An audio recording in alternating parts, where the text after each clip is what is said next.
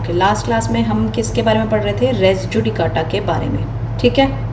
आज हम उसी को कंटिन्यू करेंगे। कहाँ दे रखा है res judicata? Section 11 of CPC.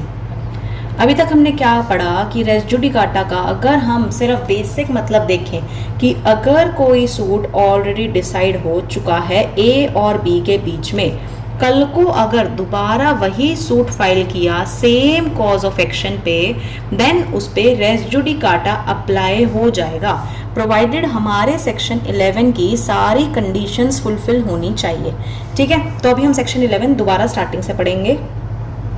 चलो सेक्शन 11 निकाल लो बेरेक्ट में, मैं बेरेक्ट यहाँ पे भी खोल देती हूँ। देखो सेक्शन 11 क्या बात कर रहा है? सेक्शन 11 कह रहा है रेस जुडिकाटा, सिर्फ हम पहली वर्ड से ही स्टार्ट करेंगे, पहले एक बार पढ़ लेते हैं। नो कोर्ट शेल ट्राई, कोई भी कोर्ट ट्राई नहीं करेगी कोई भी सूट या इशू इन विच मैटर, जहाँ पे डायरेक्टली या सब्सटेंशियली इन इशू था, जहाँ पे वो पहले वाले सूट में भी सेम इशू था, सेम पार्टीज के बीच में, ये आज सारी टर्म्स पढ़ेंगे हम, या बिटवीन द पार्टीज जिसके अंदर तुम लिटिगेट कर रहे हो, सेम टाइटल है ये। अभी हम कुछ भी नहीं पढ़ेंगे इसमें से। अभी हमारा क्या फोकस रहेगा? देखो, no court shall try any suit और इशू। आज हम पढ़ेंगे कि कोई भी कोर्ट जो है ट्राई नहीं करेगी कोई भी सूट या इशू। शैल मतलब हो गया मैंडेटरी, तो मैंडेटरी तरीके से हमें ये चीज बता दी है, ठीक है। चलो इसको पढ़ते हैं, आ जाओ। मैंने बोला कोई भी court, no court shall try, कोई भी कोर्ट जो है ट्राई नहीं करेगी एनी सूट या इशू। शेल ट्राई मतलब कि मैंडेटरी है। अब सपोज मैंने बोला, एग्जांपल ले लेते हैं, ए ने जो है सूट फाइल किया बी के अगेंस्ट में, सूट फाइल किया, कोई कॉज ऑफ एक्शन था तो बी के अगेंस्ट में फाइल कर दिया। अब ये जो सूट है वो डिसाइड हो चुका था, सूट डिसाइड हो चुका था। डिसाइड होने के बाद बी ने ए के अगेंस्ट में सूट फाइल कर दिया सेम कॉज ऑफ एक्शन पर। ये वाला सूट हमारा क्या कहलाएगा? ये वाला, इसको हम कहेंगे सब्सिक्वेंट सूट, क्योंकि ये बाद में फाइल किया गया और पहले वाला डिसाइड हो चुका है। दिस इज फॉर्मर सूट, क्योंकि ये डिसाइड हो चुका है। अब क्या है मेरा क्वेश्चन, क्या सेक्शन 11 हमें रिस्ट्रिक्ट कर रहा है, रोक रहा है किसको? सब्सिक्वेंट कोर्ट को, सेकंड कोर्ट को कॉग्निजेंस लेने के लिए सूट का, या फिर ट्राई करने के लिए, कॉग्निजेंस मतलब ट्राई करना, ट्राई करने के लिए रोक रहा है, या सूट को डालने से रोक रहा है? क्या मतलब? मैंने बोला अब बी ने जो ए के अगेंस्ट में सूट फाइल किया, क्या सेक्शन 11 ये बी के ऊपर पाबंदी लगा रहा है कि भाई तू सूट ही नहीं डालेगा, या फिर कोर्ट के ऊपर इस चीज की पाबंदी लगा रहा है कि भाई कोर्ट तू ट्राई नहीं करेगा अगर सेकंड सूट हमारा डल भी गया तो? आंसर इज कोर्ट जो है हमारा सिर्फ ट्रायल के ऊपर बार लगा रहा है। कहाँ लिखा है? अभी तो बताया, नो कोर्ट शेल ट्राई, तो इसका मतलब सिर्फ ट्रायल के ऊपर हमारी रोक लगा रहा है कि जो हमारी सब्सिक्वेंट कोर्ट है, जो हमारी दूसरी कोर्ट है, वो सूट को ट्राई नहीं करेगी। तुम इंस्टीट्यूट कर सकते हो, सूट इंस्टीट्यूट मतलब तुम सूट को डाल सकते हो, बी को मना नहीं कर रहा सूट डालने से, बी डाल सकता है, कोर्ट को मना कर रहा है भाई तू ट्राई नहीं करेगा, नो कोर्ट शेल ट्राई। आया इतना समझ? तो इसका मतलब ये बार जो है इंस्टीट्यूशन पे नहीं है, किस पे रोक नहीं है? इंस्टीट्यूशन पे रोक नहीं लगा रहा, रेदर वो रोक लगा रहा है कोर्ट के ऊपर कि वो ट्राई नहीं करेगा, ठीक है। तो अगर वो सूट डाल रहा है, कौन डाल रहा है? बी, किसके अगेंस्ट में? ए।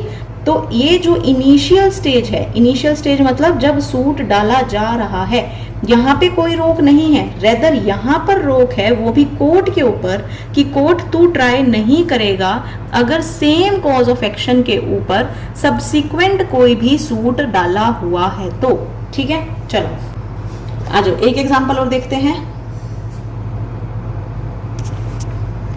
देखो अब अगला एग्जांपल देखते हैं। ए ने जो है सूट फाइल करा, किसके अगेंस्ट में किया? बी के अगेंस्ट में, ठीक है। ये है मेरा सूट 1, मतलब जो मैंने पहला सूट डाला, किसने डाला? ए ने बी के अगेंस्ट में, ओके। अब इस सूट में क्या हुआ? ए ने टोटल 5 पॉइंट्स रेज करे, first, second, third, fourth and fifth. क्या बोला मैंने? 5 पॉइंट रेज करे।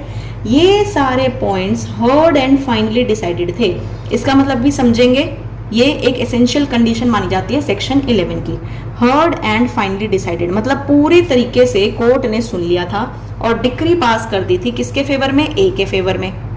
जो जजमेंट आई थी किसके फेवर में आई थी, ए के फेवर में। दोबारा एग्जांपल बताऊंगी, पहले समझ लो।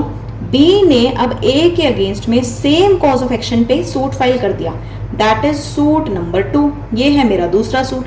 अब क्या हुआ, यहाँ पे बी ने ए के अगेंस्ट में 6 इश्यूज रेज करे, 3, 4, 5 एंड 6, 6 इश्यूज रेज करे।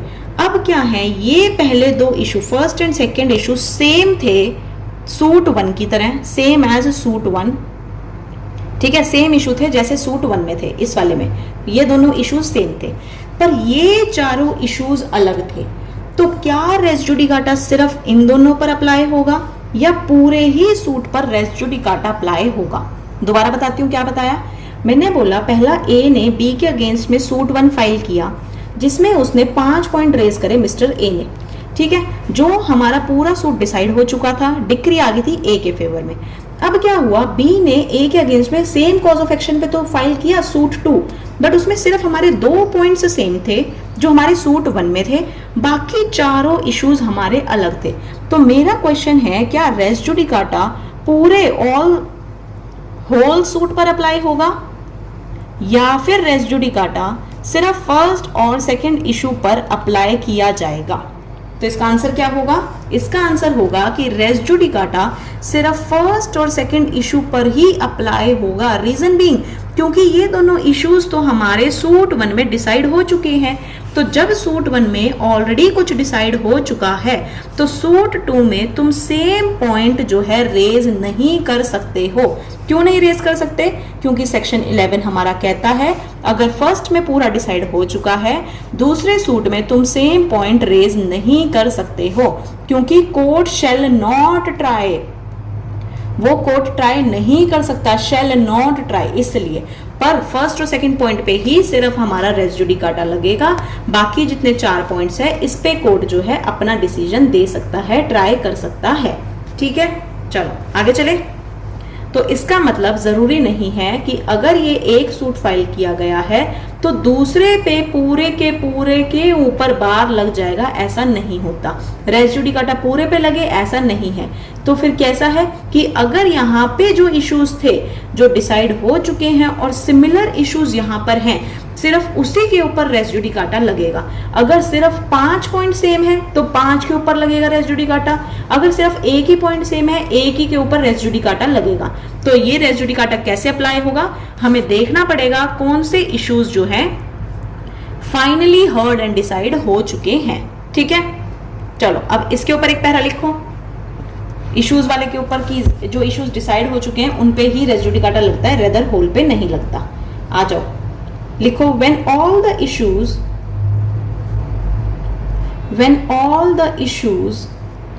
which are directly and substantially in issue in a subsequent suit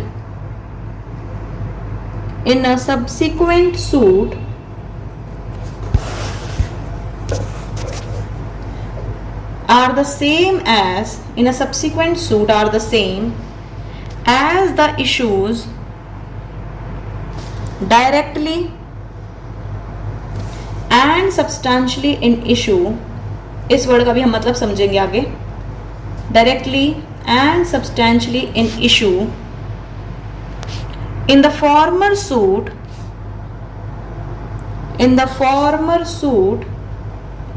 comma then all the issues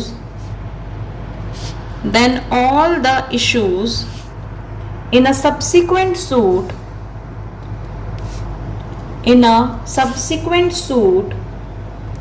will be barred and res judicata will apply on entire suit, comma but if only one or some of the issues some of the issues are common and have been heard and finally decided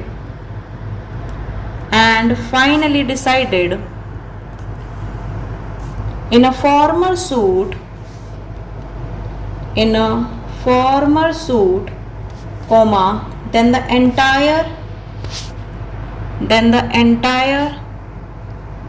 subsequent suit will not be barred,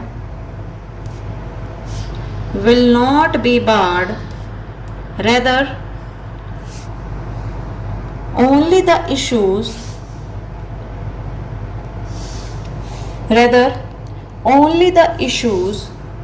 which are common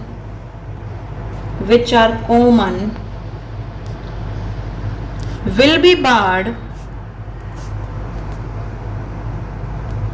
and res judicata will apply not upon the entire suit,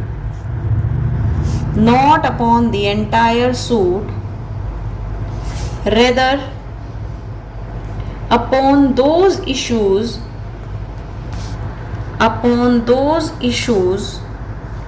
and rest of the issues will be tried on merits, full stop. लिखो, फिर समझाती हूँ।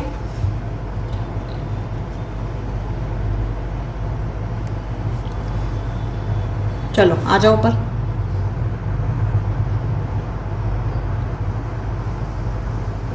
देखो क्या बोल रहा है, जब सारे इश्यूज जो directly and substantially in issue थे सब्सिक्वेंट सूट में, वही सेम इश्यूज हैं हमारे फॉर्मर सूट में। इसका मतलब जो इश्यूज सब्सिक्वेंट वाले थे वो अगर सेम थे हमारे फॉर्मर जैसे ही, जो फॉर्मर मतलब पहले वाले सूट में सेम अगर इश्यूज थे, then all the issues in subsequent suit will be barred. तो सारे इश्यूज पे रोक लग जाएगी। क्यों? रेस जुडिकाटा उन पर लग जाएगा और सेकेंड कोर्ट जो है ट्राई नहीं कर सकती।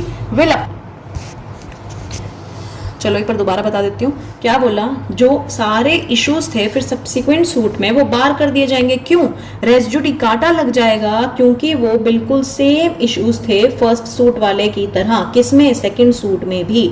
ठीक है, on entire suit res judicata लग जाएगा। बट कह रहे हैं अगर ओनली वन या उनमें से कुछ इश्यूज ही अगर कॉमन है, जो पूरे ढंग से सुन लिए गए थे, डिसाइड कर लिए गए थे पहले वाले सूट में, तो एंटायर जो सेकंड सूट है वो नहीं मना करेंगे, उस पर रोक नहीं लगेगी।